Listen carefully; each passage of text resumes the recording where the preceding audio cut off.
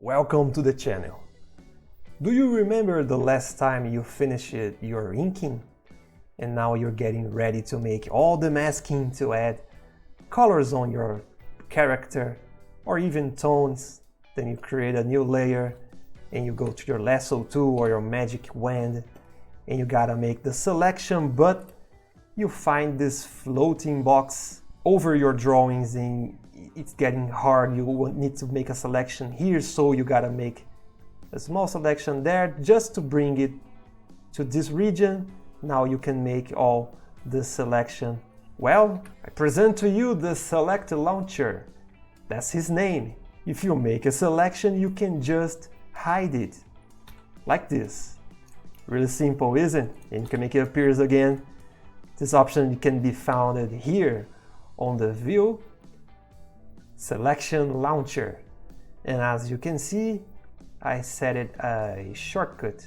So every time I hit the numpad 5, I can hide this quick menu. And this menu is really good because you can apply different stuff really quick.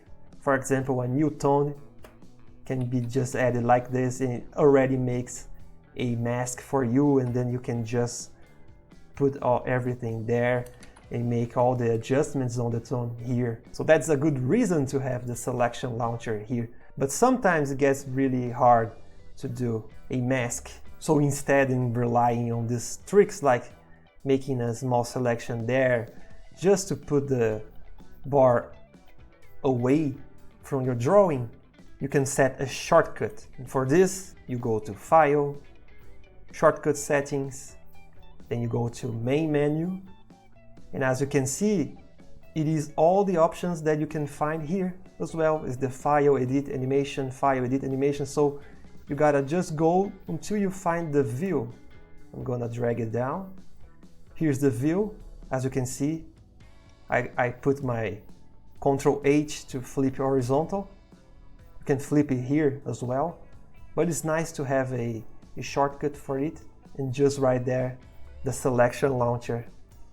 You don't need to put the number 5, you can put whatever you want.